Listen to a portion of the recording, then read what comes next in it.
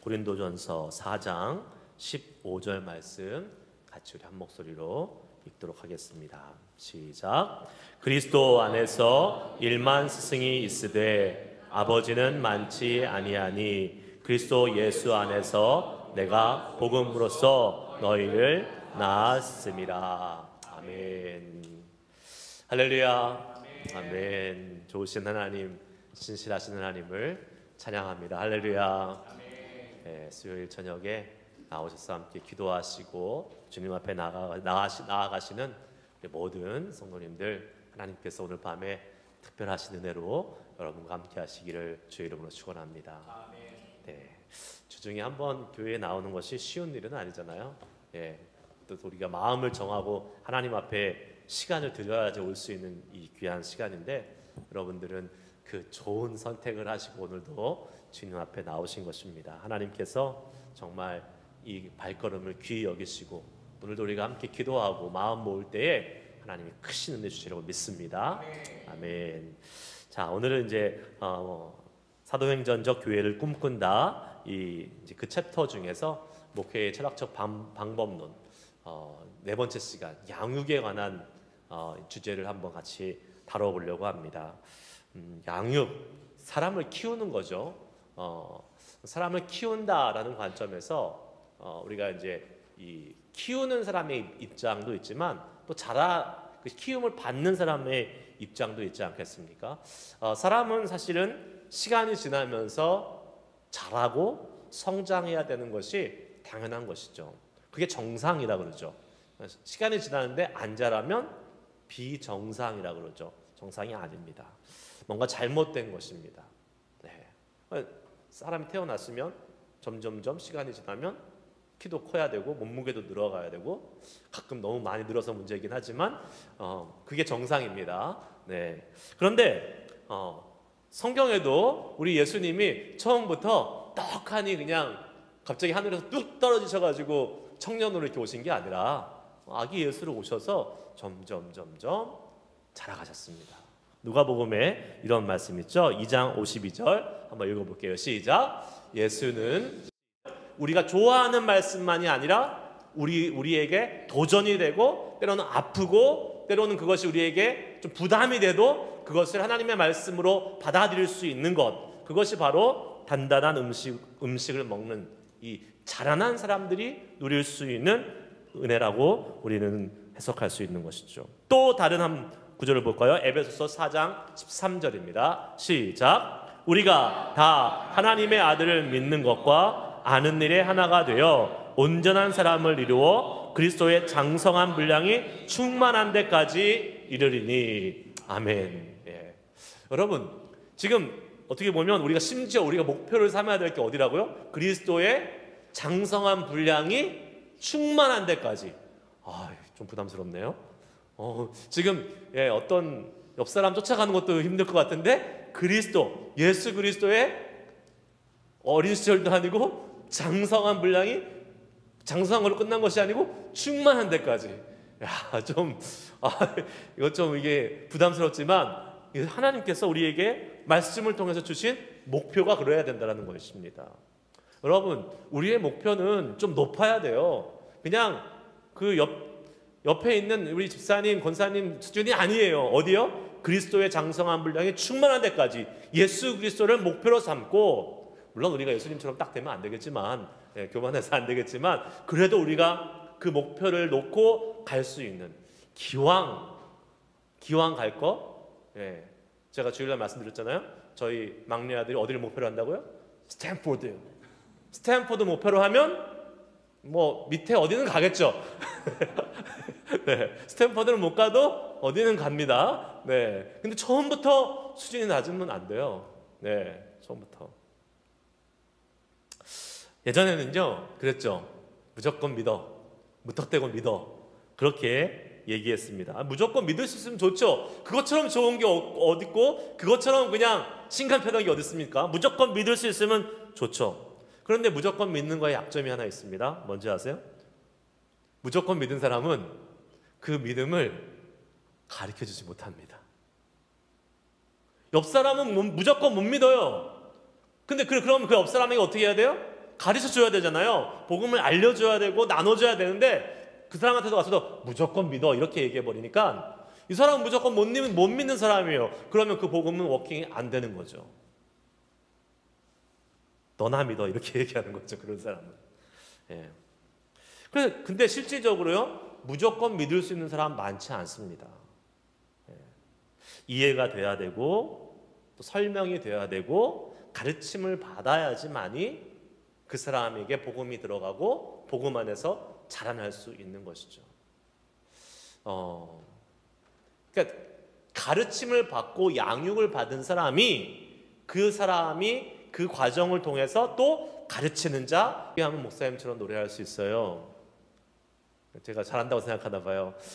근데 저는 못 가르쳐 드려요. 왜요? 노래를 정식으로 배운 적이 없어요. 정식으로 그냥 어렸을 때부터 합창단 안에서 그냥 계속 노래를 했기 때문에 물론 거기서 뭐 이렇게 어느 정도 뭐 이렇게 가르쳐 주긴 하지만 그냥 그룹에서 그냥 묻어간 거예요. 잘 기억도 안 나요.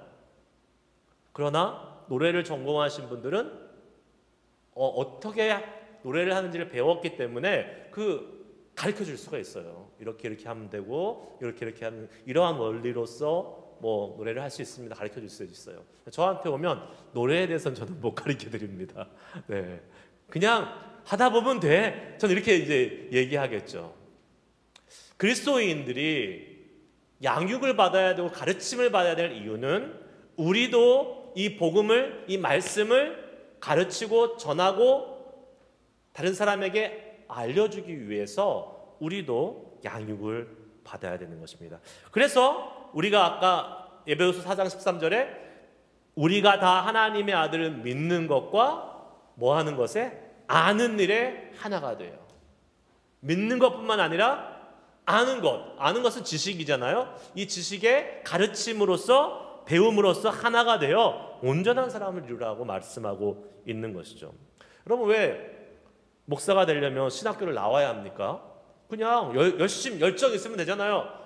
나 주를 위해서 헌신할 거야. 나 주를 위해서 목사가 될 거야. 그냥 나 목사할 거야. 이렇게 하면 되지. 왜 꼭 신학교 가서 소정의 과정을 이수하라고 합니까?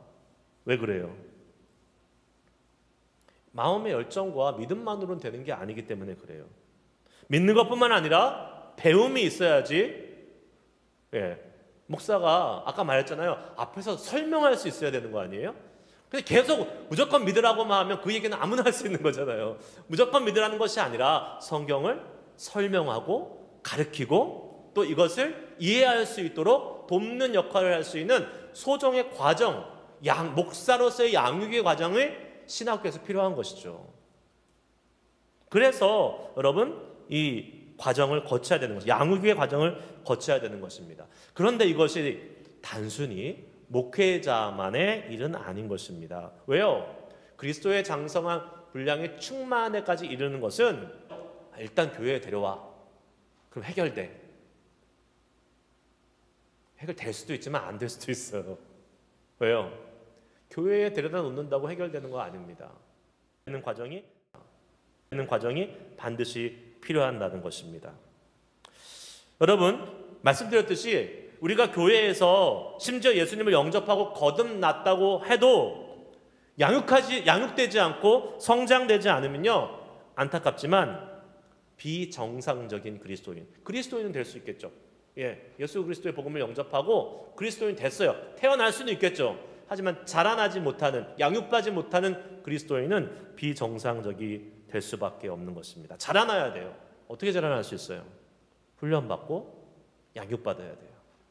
영적으로 양육받아야 돼요. 예수 믿고 오래 시간이 지나는데도 덕이 되지 않는 그리스도인들 보지 않습니까? 여러분, 저 사람은 그냥 차라리 예수 모른다고 하고 그냥 사는 게 더 좋을 것 같아. 교회 다닌다고 하면서 왜 저러고 살까? 왜 그렇습니까? 양육되지 않고 자라지 않아, 성숙하지 않았기 때문에 그래요. 교회를 10년, 20년 다녀도 여전히 애기와 같은 세상과 교회 사이에서 왔다 갔다 하는 갈등을 하는 그러한 모습으로 살아가고 있기 때문에 그렇습니다. 이민교회는 더 심각합니다. 왜 그럴까요? 이민교회는 왜 더 심각할까요? 이민교회는 그냥 교회 가는 것이 하나의 문화이기 때문에 그렇습니다. 일단 사람들이 이렇게 얘기하더라고요. 이민 가서 한국 사람 만나려면 교회 가. 이민 오면 다 교회 가는 거야. 이렇게 처음에 얘기하면서 교회에 사람들이 들어오기 시작했어요. 그래도 좋은 측면에는 어떻게 보면 한국보다는 우리 이민사회는 교회 중심의 사회이기 때문에 그만큼 더 많이 교회에 와서 복음을 접하고 양육받을 수 있는 가능성이 높지만, 반대로 그것이 그냥 너무나 문화적으로만 그치고 그냥 습관적으로 그쳐버린다면 교회에 들어와는 있지만 성장하지 못하는, 양육받지 못하는 그리스도인, 비정상적인 그리스도인들이 많이 생겨날 수 있는 가능성도 얼마든지 있다는 것입니다.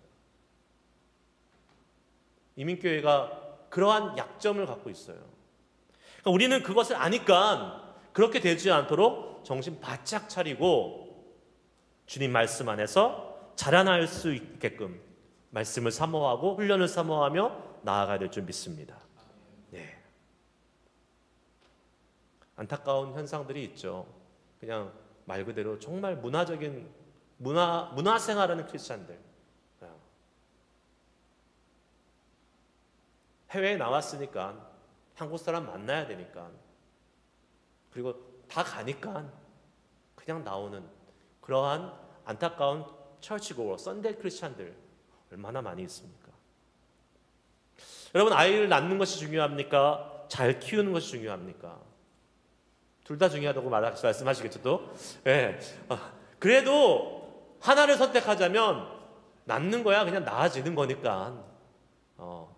죄송합니다, 우리 자매님들 힘들게 나시는데. 근데 낳고 나면 그 다음에 끝이 아니잖아요. 그 다음에 정말 더 중요해요. 더 많은 시간, 에너지가 들어가고 더 많은 시간 케어하고 보살펴야 되잖아요. 요즘 가끔 뉴스나 이런 데 보면 아기를 낳고 버리는 이제 부모들 있잖아요. 미혼모들이나 뭐 사정이 안 돼서 막 화장실에 막 버리고 가고, 이런 뉴스들 여러분 한국에서는 보지 않습니까? 어떤 생각 드세요? 인간도 아니다, 파렴치하다, 이런 생각 들지 않습니까? 그럴 거면 낳지 말지, 혀를 차는 것이 당연한 우리의 반응입니다. 그러면 교회에서 교회에다 데려다 놓고 복음을 전해놨는데 양육하지 않아요, 키우지 않아요. 그러면 그 교회는 파렴치한 교회가 되는 거죠. 인간도 아니다, 그 엄마를 얘기하는 것처럼 놔놓고 키우지 않아요. 그러면 다른 말로 하면 그건 교회도 아니다, 이렇게까지 심지어 이야기할지도 모르겠습니다. 양육이 없는 교회는 그냥 태어난 아기를 방치하는 교회랑 똑같은 거예요. 문제는 뭡니까? 아기가 스스로 자라날 수 없다는 거예요. 누군가는 그 아기를 부모가 됐던 뭐 돌보는 사람이 됐던 그 아이를 먹이고 키우면서 양육을 시켜야 되는 겁니다. 물론 나중에 자라나서 자기 스스로 먹고 찾아 먹고 막 이렇게 한 어느 정도 이제 성숙한 정도가 되면 괜찮지만, 거기까지 이르도록 하기 위해서는 반드시 돌봄의 양육이 필요한 거죠. 교회 다닌 지 그래서 오래됐는데 영적인 성장이 없고 자라나지 않았다면 누구 책임입니까? 누구 책임이에요? 저는 100% 목사 책임이라고 생각합니다. 100%예요, 그거는. 교회, 물론 도망가는 사람을 가서 막 멱살을 끌고 와서 할 수는 없지만, 여러분, 교회를 10년, 20년, 30년 다니는데 전혀 영적으로 성장하지 않고 있어요. 자라나지 않고 있어요. 100% 목사 탓이고 100% 교회 탓입니다, 그건. 왜요? 우리가 밥을 안 먹고 성장하지 않으려고 하는 자식들 있으면 가만 놔둡니까? 억지로라도 떠서 먹여야 되잖아요. 그런데 지금 우리의 세대, 21세기 교회 현실을 보면 정말 성숙하고 성장해 있는 크리스찬들이 얼마나 있을까? 너무 수준이 낮고 너무 덜 자란 사람들이 많이 있는 그러한 이 다수의 크리스찬들의 모습이 보이는 안타까운 현실이 아닌가라는 생각을 해보게 됩니다. 여러분, 교회는요, 그리고 목사는요, 성도를 키우고 양육할 책임이 있습니다. 그리고 그것은요, 사실은 목사의 책임만은 또 아닙니다. 왜요? 목사가 혼자 다 감당할 수는 없어요. 함께 이 양육하는 일에 리더로, 섬기는 자들로 같이 서가는 교회가 건강한 교회가 될 수 있는 거예요. 근데 물론 계속 도망다니는 사람이 있죠. 쫓아가면 도망가고 쫓아가면 도망가고, 그거는 누구 탓이에요? 그 사람 탓이에요. 그거는 목사 탓도 아니고 교회 탓도 아니에요. 어쩔 수 없어요. 하지만 아이의 훈련의 기회조차도 받지 못하는 교회, 받지 못하는 성도가 있다면 그거는 정말 안타깝고 잘못된 일일 것입니다. 한국교회에서는, 여러분, 우리도 이제 이민교회지만 한국교회에 어떤 영향을 주고받고 있죠. 제자훈련이라는 양육 시스템이 잘 갖춰져 있습니다. 말 그대로 제자훈련입니다. 제자훈련. 그러면 제자훈련의 기본 전제는 뭐예요? 스승이 있고 제자가 있다는 것입니다. 그러나 이 제자훈련의 가장 중요한 목적은 좋은 제자를 만들어내는 것이죠. 좋은 제자를 양성시켜 가는 것입니다. 문제는 뭘까요? 좋은 제자가 생겨나기 위한 가장 중요한 전제 조건이 하나 있습니다. 뭘까요? 좋은 스승이 있어야 돼요. 좋은 스승이 있어야 돼요. 근데 그 좋은 스승은, 그 스승도 누군가의 제자였을 거 아니에요. 그러니까 이게 제자가 제자를 낳고 제자가 제자를 낳고 계속하면서 어떻게 될까요?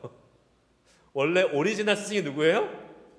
예수님이신데 이 예수님으로부터 점점점 이렇게 간극이 벌어져서 나중에 가면 다른 모습의 제자가 이렇게 생겨날 수 있는 가능성이 있다는 거예요. 중요한 것은 스승이 중요해요. 이 스승이 예수 그리스도를 정말 사랑하고 정말 닮아서 이렇게 제자들을 양육해내야 되는 것입니다. 그런데 스승이라는 것은 사실 한계가 있습니다. 여러분, 스승은 우리가 잘 알잖아요.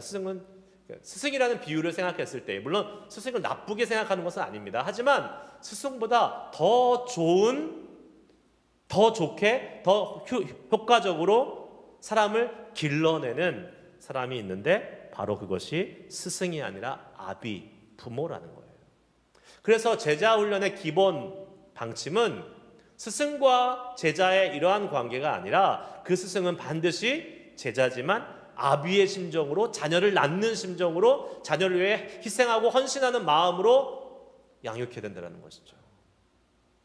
고린도전서 4장 15절, 오늘 읽었던 본문 말씀입니다. 한번 다시 읽겠습니다. 시작. 그리스도 안에서 일만 스승이 있으되 아버지는 많지 아니하니 그리스도 예수 안에서 내가 복음으로써 너희를 낳았음이라. 아멘. 사도 바울은 고린도 교인에게 자신이 스승이 아니라 뭐라고 얘기합니까? 아비다. 내가 너희를 낳았다 라고 이야기합니다. 말씀드렸듯이 스승이 나쁘다는 것은 아닙니다. 하지만 스승보다 훨씬 더 그 제자를 사랑하고 제대로 키울 수 있는 그러한 존재는 부모를 따라갈 수 없는 것이죠.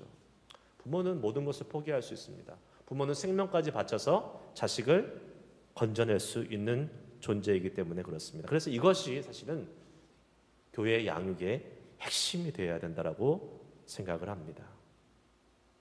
단순히 성경의 지식과 정보를 가르치고 전달하는 것이 되어서는 안 되고요. 거기에는 진짜 아버지의 마음, 하나님 아버지의 마음을 가지고 자녀들에게 먹이고 공급해야 되는 거예요.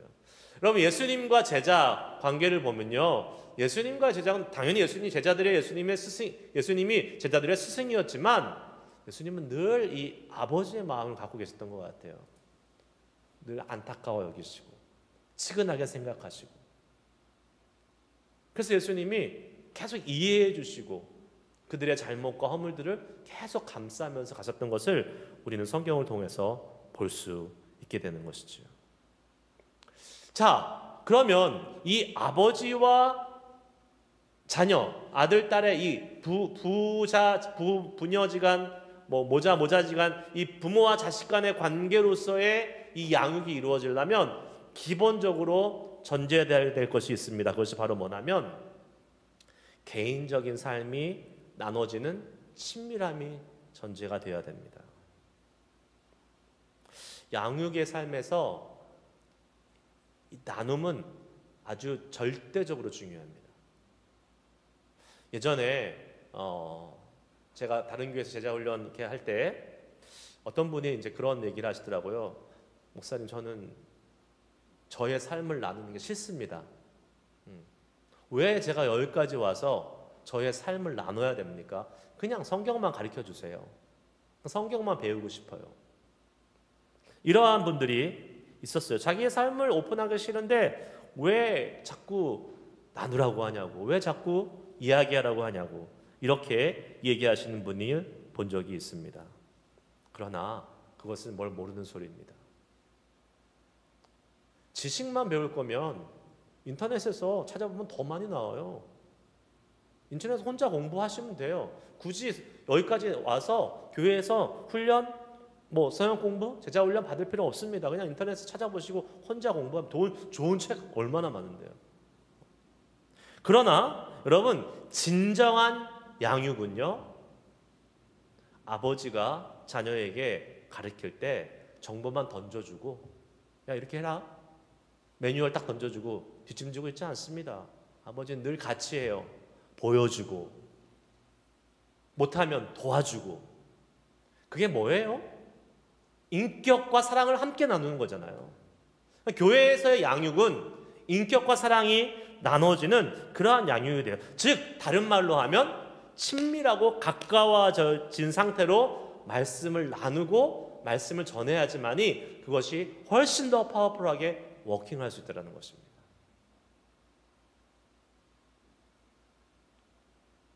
그래서 이 양육은 사실 소그룹일수록 더 좋고 자주 만날수록 더 좋은 거예요. 이것이 양육의 기본입니다. 소그룹, 자주 만나는 것. 우리 교회 양육은 어떻습니까? 여러분, 우리 교회 양육은 어때요? 제가 지금 우리 교회에 와서 한 2년 정도 같이 함께 말씀으로 여러분과 함께 이 양육 프로그램을 했던 것은 전통적인 제자훈련의 방식을 취하고 있지는 않습니다. 이유가 있습니다. 왜냐하면 제자훈련에는 정도가 없습니다. 여러분, 제자훈련은 정도가 없어요. 교회의 상황과 컨텍스트에 맞춰서 얼마든지 변형을 해야 됩니다. 그렇게 변형 안 하면요, 망해요. 다. 와, 어느 교회에서 했더니 좋다더라, 그대로 가져서 하잖아요. 안 맞아요. 교회마다 상황이 다르고 또 구성원들이 달라서요, 절대 맞지 않습니다. 교회에 맞는 방법을 취하면 돼요. 그래서 저는 우리 교회 지금 이제 해오고 있는 이 말씀 양육 시스템을 두 가지로 이제 요약할 수 있을 것 같아요. 첫째는 우리가 커피 브레이크를 통해서 성경을 권별로 이제 같이 함께 나누는 그러한 이제 성경 공부를 해나가는 것이고, 또 하나는 이제 풍요로운 삶 계속하면서 성경의 각 주제들을 함께 살펴보면서 공부해 나가는 것입니다. 사실 양육이라기보다는 성경 공부에 지금 가깝죠. 그렇죠. 제가 이렇게 하는 이유는 있습니다. 만약에 진짜 제자훈련 했다가는 다들 도망가실지도 모르기 때문에 그렇습니다. 네.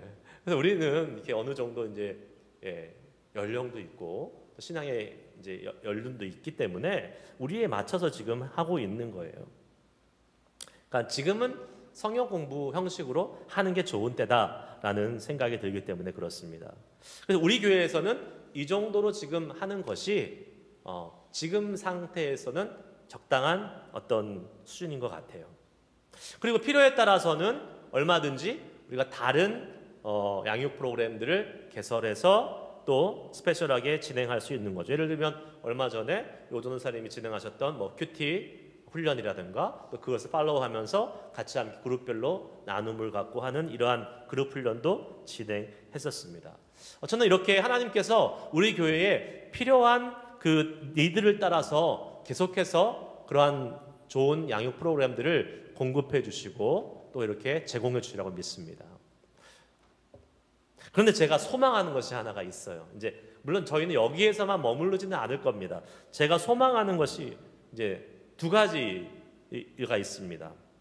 첫째, 목회자 중심의 성경 공부, 성경 훈련에서는 이벤츄얼리는 벗어나야 됩니다. 네. 왜냐하면 여러분, 목회자는 제한돼 있어요. 지금 상황만 놓고 볼까요? 포교로운 삶 1권 하려고 그러면 1년 또 기다려야 돼요. 제가 2권 하고 있고 또 3권도 이제 앞으로 해야 되는데 1권 하실 분은 또 기다려야 되잖아요. 그러니까 목사 혼자 하면 이런 일이 벌어집니다. 그런데요, 이런 일이 안 벌어질 수 있는 방법이 있죠. 뭐가 있습니까? 평신도 리더들이 서면 돼요. 네. 풍요로운 삶 1권 정도는 여러분들도 이렇게 얼마든지 이렇게 가르치실 수 있지 않을까요? 아멘 안 하시네요.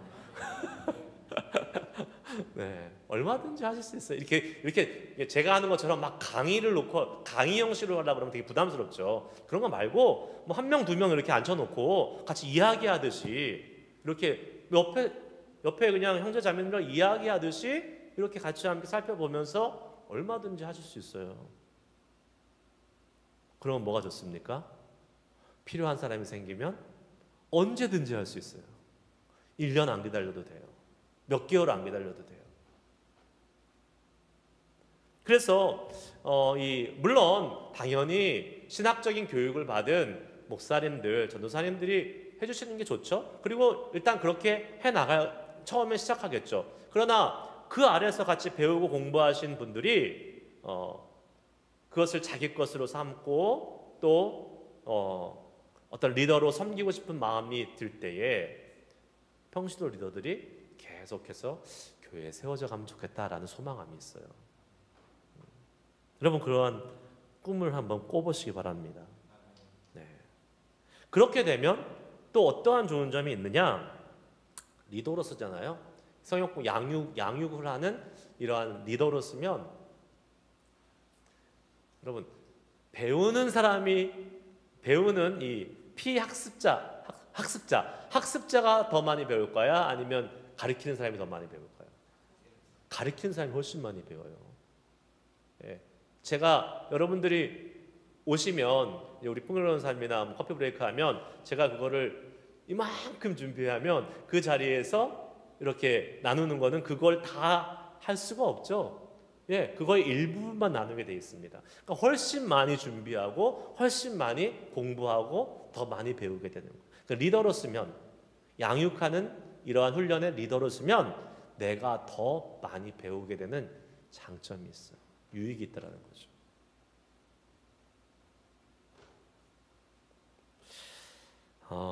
오늘 우리가 같이 함께 사용하고 있는 이 교재의 마지막 이 챕터의 마지막에 보면 이러한 이제 문구가 나옵니다. 배우든지 가르치든지 둘 중에 하나는 꼭 해야 된다. 그러니까 그 이제 온누리교회의 이제 목회 철학이었잖아요. 배우든지 가르치든지. 진짜 좋은 성도로서 성도가 양육받고 성장하기 위해서 반드시 해야 될 겁니다. 자, 따라해 봅시다. 배우든지 가르치든지. 어떤 거 하시겠어요? 일단 배우세요. 예, 일단 배우는 거 하세요. 일단 배워야 가르칠 수 있으니까. 그러나 배우는 것에 만족하지 마시고 하나님께서 마음에 부담을 주시면 가르치시는 사람들이 될 수 있기를 축복합니다. 예. 저는 그런 좀 생각이 들었어요. 제가 이제 이 풍요로운 삶을 강의 형식으로 지금은 했지만 나중에 이제 이것이 정말 아까 말한 대로 한 명, 두 명 이렇게 놓고 같이 함께 1대1로 교제하면서 그러한 이제 양육 시스템이 된다면 그렇게 제가 양육할 수 있는 방법론적으로 이 그 훈련을 다시 한번 해서 여러분들이 그런 평신도 리더로 서서 새로 오시는 분들은 그렇게 한 사람씩 짝이 되거나 2명, 3명씩 이렇게 리더가 돼서 그러한 분들에게 잘 섬겨드리면 좋겠다라는 그러한 소망함이 있습니다. 그렇게 되면 참 좋을 것 같아요.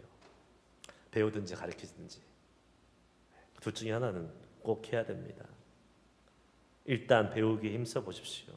그러다가 배우다가 하나님께서 감동을 주시면 평신도 이 양육의 리더로 헌신하시고 쓰임받을 수 있기를 축복합니다.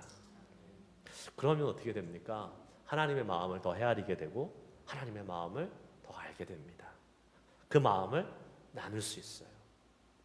얼마나 좋은지 몰라요. 우리 교회에 저는 그런 하나님 아버지의 마음으로 많은 다른 분들을 섬기고 양육할 수 있는 이러한 영적인 리더들이 많이 세워질 수 있기를 간절히 소망합니다. 그런 교회 멋있지 않습니까, 여러분? 멋있을 것 같아요, 진짜. 진짜 멋있을 것 같아요. 제가 이제 대학생 때 CCC에서 이제 훈련을 받았는데 1학년 때 이제 신입생 때 딱 가면 이제 그 순장님이라 그래. 거기서 나와요. 순장님이라 그러는데 2학년 되시는 분 선배님이 이제 그 밑에 2명, 3명씩 이렇게 순원으로 데리고 있으면서 생각해 보세요. 2학년이니 뭘 알겠어요. 1년 더 그냥 더 학교 빨리 들어온 건데 뭐 지식적으로 알면 뭘 알고 영적으로 뭐 뛰어나면 얼마나 뛰어나겠어요. 그런데 제가 이제 대학교 신입생 딱 갔더니 저를 이제 맡아주신 순장님이 이제 계셨어요. 2학년 저희 같은 과 철학과에서 이제 2학년이신데 그분도 목사가 되고 싶어서 철학과에 딱 온 거예요. 얼마나 좋아요. 근데 그분 이제 그 순장님 밑에서 제가 이제 군대 가기 전까지 1년 반 정도 같이 함께 매주 모여서 순모임하고 제가 딱 그때 그 생각이 들었어요. 고등학교 때 그런 거 없잖아요. 대학교 딱 갔는데 맨날 나누래요. 뭘 나눠? 맨날 나누래. 그런 경험이 없으니까 되게 어색하고 또 옆 사람 나누는 거 저희 3명 순원이었었는데 걔들 나누는 거 들어보고 있으면 별 얘기도 하는데 뭐 되게 오래 얘기하고 막 그래가지고 사실 그때는 제가 좀 이렇게 왜 이걸 하고 있지? 막 그런 생각이 되게 많이 들기도 했었어요. 그런데 여러분 그 시간이 쌓이니까 어떻게 되는지 아세요, 여러분? 지금 둘도 없는 친구, 둘도 없는 그러한 그 관계가 됐어요. 제가 한국 가면 꼭 만나는 사람이 제 순장님, 그 형 지금 목동에서 목회하고 계신데 한 번도 안 보고 꼭 만나요. 그러면 서로 격려해주고 지금도 기도해주고 똑같은 저도 목사 됐고 그 형도 목사 됐고 나이 차이도 얼마 안 나는데 항상 가면 뭔가 저를 이렇게 케어해줘야 된다는 그러한 영적인 부담이 있는지 맛있는 것도 많이 사주고 뭐 이것저것 조언도 해주고 얼마나 고맙습니까? 얼마나 좋아요. 그런 관계들이 참 많아졌으면 좋겠고 저는 같이 있던 그 순원 같이 했던 그 이제 저랑 동기죠. 그 친구도 이제 한국에서 목회하고 있는데 지금도 귀한 영적인 동역자예요. 기도하고 서로 격려하고 그것이 정말 귀하고 좋은 양육 프로그램의 아름다운 결과입니다. 유익입니다. 교회에서도 그런 관계들이 얼마든지 생겨날 수 있어요. 네. 전통적으로 이렇게 목사가 아니면 목회자나 어떤 성경 지식적인 강사가 이렇게 대형 강의하는 그런 거 말고 정말 인격과 사랑을 나눌 수 있는 그러한 아름다운 관계들이 우리 교회를 통해서 많아질 수 있기를 축복합니다. 그랬으면 좋겠어요. 목사님 이제 꿈 같은 얘기인데요. 그날이 옵니다. 할렐루야. 분명히 옵니다. 그때 곧 옵니다. 그러니까 여러분들 준비하고 계시라고요. 네, 여러분들 통해서 하나님께서 일하실 거예요. 하나님께서 귀한 제가 누렸던 이 은혜, 이 양육 받는 것, 양육하는 것, 그 은혜들을 누릴 수 있는 복이 우리 교회에 넘쳐나기를 주의 이름으로 축복합니다. 한번 우리 찬양하고 기도하겠습니다. 마지막 찬양, 예수로 살리. 우리 찬양 함께 부르시면서 주님, 이 진짜 예수로 산다라는 이 고백을 할 수 있는 사람은 애기는 절대 못해요. 성장하고 성숙한 사람들만이 할 수 있는 고백입니다. 주님, 내 삶에 정말 예수 그리스도의 장성한 분량이 충만한 데까지 자라나서 진짜 이 내 삶은 예수로 삽니다. 예수를 위해서 삽니다. 나는 죽고 예수로 사는 삶이 내 삶에 펼쳐지게 하여 주시옵소서. 자라야 되잖아요. 애기, 꼬맹이 같은 신앙 가지고는 절대 이렇게 못 살아요.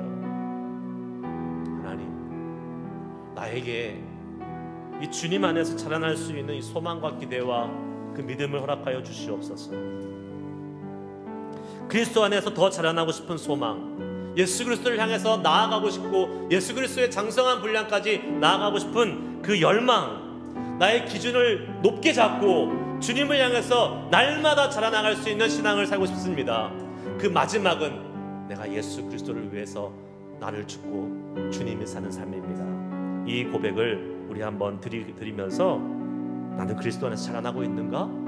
나의 성장은, 그리스도 안에서 신앙의 성장은 제대로 가고 있는가? 건강한가? 점검하면서 다시 한번 주님의 도움을 구하며 주님 앞에 간구하는 시간 갖도록 하겠습니다. 찬양하십니다.